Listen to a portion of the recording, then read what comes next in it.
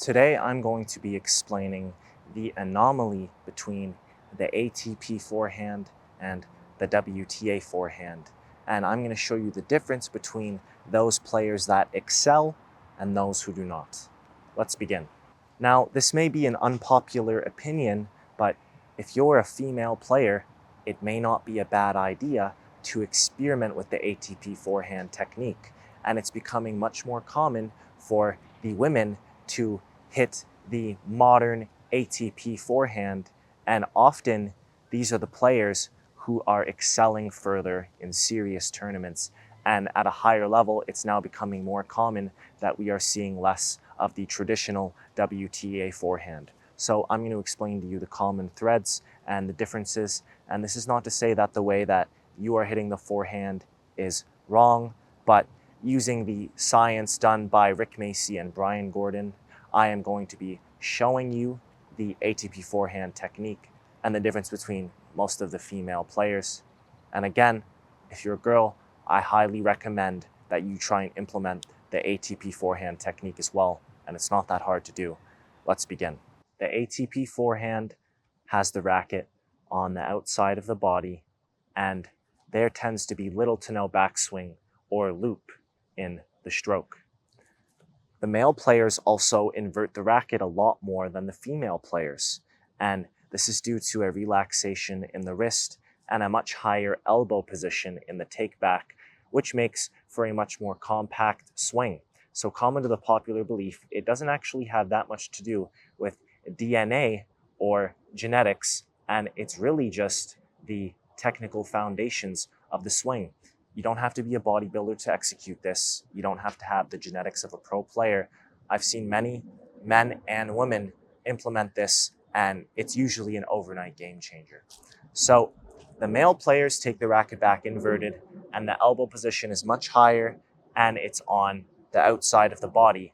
And when the backswing and the forward swing are blended, there is little to no extra movements with the racket head, where it comes back and around.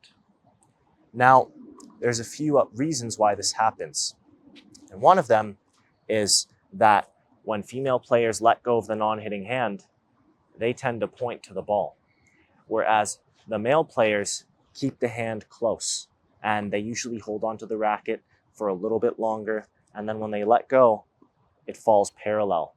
But the female players, because they have a bigger take back, when they let go of the racket, they point towards the ball, and this is for counterbalance.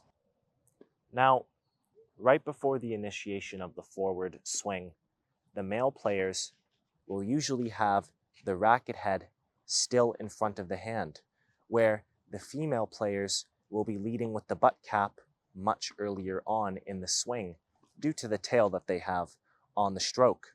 And when the female players uncoil into the ball, they get a lot less lag and easy power because they turn into the stroke with the arm and torso as a unit, where the male players delay the racket much longer, and then when it's time to swing, they fire the body and the arm goes independently from the rest of the swing, coming behind as a more of a natural, loose consequence and less of a forcing motion with the arm and body together. Now, another thing that is a huge difference is the follow through. Male players will swing a lot more through and across on the forehand, and female players tend to come up through their hitting zone and then they finish over the shoulder. Now, of course, this isn't the wrong way to hit a tennis ball, but you may benefit from experimenting with a more direct wrap through the ball. You want to get from point A to point B as fast as possible.